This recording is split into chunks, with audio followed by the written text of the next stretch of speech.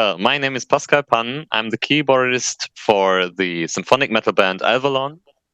And you're listening to the Brutally Delicious podcast. What's this, right? 1, 2, 3, 4. The Brutally Delicious podcast. The Brutally Delicious podcast. The Brutally Delicious podcast. The Brutally Delicious podcast. Is that a mandolin in that stock photo? Looks like it. Yes. Gilbert. Yes. Hello. Hello. Hey, there. how are you? Hey. Great. I'm Bruce. thank you. That's my partner, Dark. Thanks for joining us. Hey. Hello. Thanks for having us. Absolutely. I could just jump in with this one if you want and get started. Yes. Do it. Ascending in Synergy is, about a week away? True. Yes. Now that it's done and complete, what's been the response to it so far, and how do you feel about the record? Well, the reactions on the singles that we've put out are just plain amazing. Even though we didn't thought of, for example, Vagabond's Heart as a single, but the Napalm said that would be great, so we just got in it with the flow, put it out, and yeah, And they knew what they were talking about.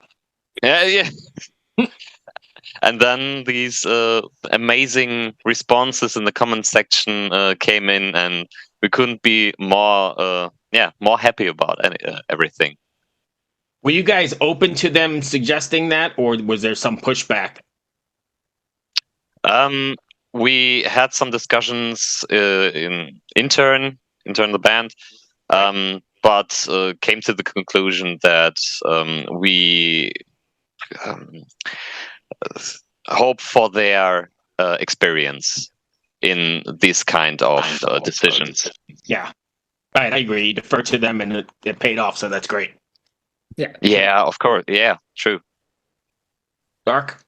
Hey. So, you're often described as being like symphonic power metal. Is that do you agree with this label? Because I've met fans that, like Hammerfall, for instance, does not like the power metal label. Actually, I've never heard it before. I think we're really a classic symphonic metal band. I don't think that there's much power metal influence in our music. Or do you, Pascal? Not really. I heard of it also for the first time now. I might have just accidentally inserted that because, Maybe Dark just made that up. I don't often say symphonic metal without throwing power in there. That's usually just like Nightwish or something, but even then they have some, power. So, yeah. But okay. So just kind of classic symphonic metal. So as a, New York, I'm in New York, Bruce is in Virginia. Let's just, American fan of a lot of Euro metal. It seems like things are picking. Well, wait, you have a Lord of the Rings poster behind you. That's awesome. Yes. Okay. And you say you're not power, but for instance, Visions of Atlantis just did a tour here supporting Corpaclani. We got to chat with them. Windrose is doing their first headlining tour right now. They might have already finished. Gloryhammer's starting to headline, and Powerwolf's coming back. So it does seem like, a lot of the European bands are finally making it over. So I guess two parts. One, do you feel this rising tide of, Euro metal? And two, when the fuck are you coming to the USA?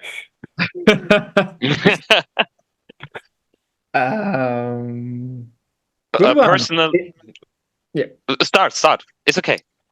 I don't really know what to say because I don't know. The US is for us is so far away, and I don't really know what bands are touring there at the moment or anything. Right. I just think that the Vision of Atlantis and Corpaclani combination was really weird. It was a really weird one music-wise, but hey, why not?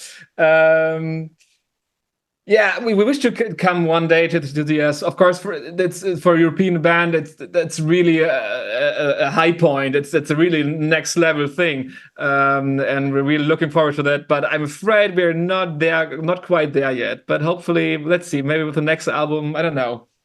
Mm-hmm. It definitely would be an extreme experience, I think. And then you get all that visa stuff though too, right? That's another pain in the ass. Yes. That was I was thinking about. Yeah, true. Yeah, exactly. it's kind of a talked about thing here where like Twilight Force, for instance, is going to play Prague Power, and I think they use the visa from that to do their tour with Gloryhammer. I mean, actually, like sometimes they'll get on a festival and then like they use that as their gateway into the U.S. because the visa's good for a year. Yeah, okay, see, yeah. Well, with that in mind, so Bruce and I go back. We met on 70,000 Tons of Metal. We just talked with Ty Christian, who runs Mad with Power. So if U.S. tours aren't in your future, what about like one of those? I would love to do one. Actually, like 2 years ago, I had the chance to be there because in my normal day job, I'm a front of house engineer, so I'm doing the sound. I'm a sound guy, and I should have been there with the band, but unfortunately, I got COVID, and then I couldn't go there. It was my heart was broken. Yeah, I really was looking forward to that. Yeah. Yeah, definitely. Of course, I think it's a very fun experience. I would love to do it one day. The videos and the material you see, the footage, it looks amazing. So it has to be a hell of fun. So how much time or how much effort and time do you put into this is your second record here? So how much energy and time did you put into not writing the same record? Does that make sense? Because you want to stay with your fans and you don't want to step out of your wheelhouse, but you don't want to write the previous record. Well, it's easier than you think of. Yeah, than you think. Because we just start writing music by what we really feel, what we like to hear. Maybe some hard riff, and Gilbert is just playing, jamming, and I start with him, and it all fits, then okay, let's make a song out of it. Let's go. So it's not that hard, actually. We wanted some kind of continuation, but that's the Elvellon part in everything. We have our kind of style that which we wrote with that was more like an easy part. Yeah, that's true. Actually, yeah, no problem for us. Am I to understand then that you guys are actually writing this in a room together and not sending things back and forth? Yes. Yeah, What? a key element. That is amazing. We record demos. Oh, thank you. We record demos on the PC and send it around. But the real songwriting is within our rehearsal room in Mers. And we just start jamming, start recording. What could we add here? What's the next part here? What's the lyrics there? And we discuss it all in a room. We eat something, drink something. It's it's like family. I think that's the way it should be, right? Because then the song takes on a life of its own. It just meanders, and I mean, you guys come, I got a great idea here, and you can kind of just evolve, and it makes it super organic. Yeah, absolutely true. Yeah. That was actually the thing that made COVID for us very hard, because we couldn't be in a room together, us four, and that really kicked us back actually a few months. That was part of the reason why it took so long for this album. Right.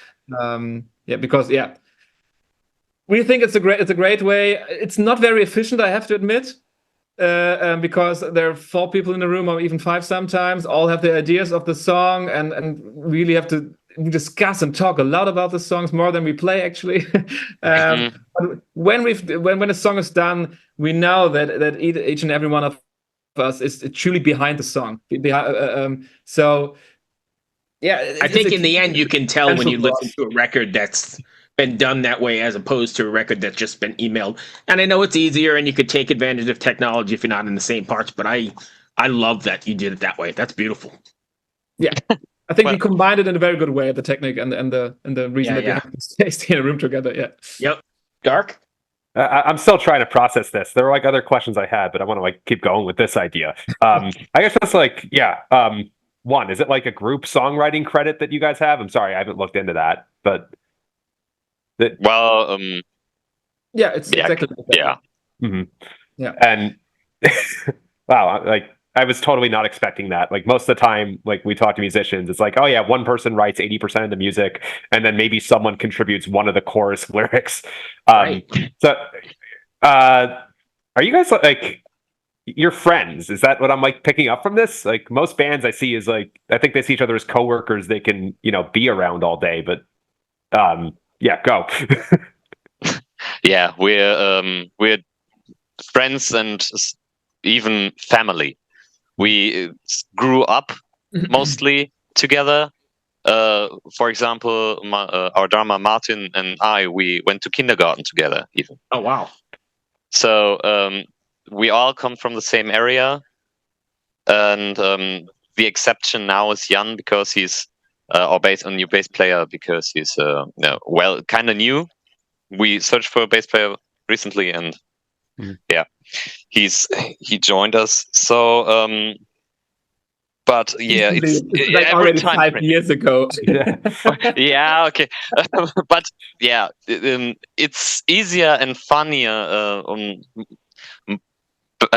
better for your mental health if you see your bandmates as family and friends, Yeah, definitely. not just as co-workers. Yeah, I agree. I mean, You have a lot of fun together. Yeah, we really share the same humor, and it's always hilarious when we get in That's a great. room. yeah. What's the plan to take this on the road then? You guys got plans to tour it all? Well, unfortunately, it doesn't look that good at the moment because during COVID we lost our booking agency and we didn't have the chance until now to get into a new one. It's a hard market actually here in Germany, and without an agency, you're really lost, especially in the metal music scene here. And our label, they're extremely supportive, but they couldn't manage to get us into an agency. And we're still hoping that it will work someday. We are on it. We're working on working on it by now. But I am afraid for this year it doesn't look that good. We play some shows, some club shows, some festivals here and there, but nothing major. Unfortunately, not. Sure. Yeah. So then you one of those bands that is always working on stuff, or you're already working on new material if you're not touring? It's funny that they say it because we just yesterday we listened through some demos, some leftovers from the songwriting session for Ascending in Synergy, and yeah, there are 2 or 3 ideas that personally I'm really looking forward to start writing on it, and I don't know. I think when the album is out, we will still have to have a little breather. I don't know for a month or 2. I don't know, just to calm down, and then I see myself again in the rehearsal room, or us together in the rehearsal room again, and work on new songs actually. Because we don't tour, we have time. Yeah. And I don't want it to be another 6 years to the next album. So yeah. Right. Sure. Yeah. And I love songwriting. It's hard, but I really when a song is done, it's like you have a new child. Child born. I don't know. It's a great feeling. True.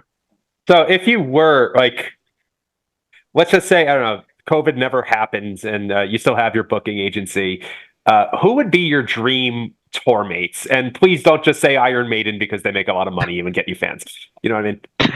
Like musically speaking, who would be the best band to tour, like co-headline?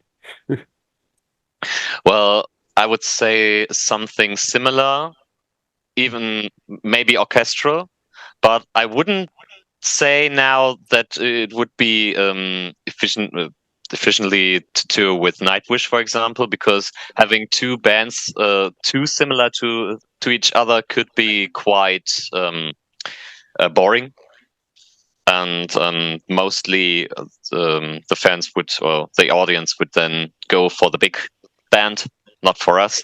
So something like what's orchestral and heavy and maybe female fronted, maybe Arch Enemy, for example. They have they are big, they are female fronted, and they don't have the orchestrals, but they have the classical inspiration in the guitars.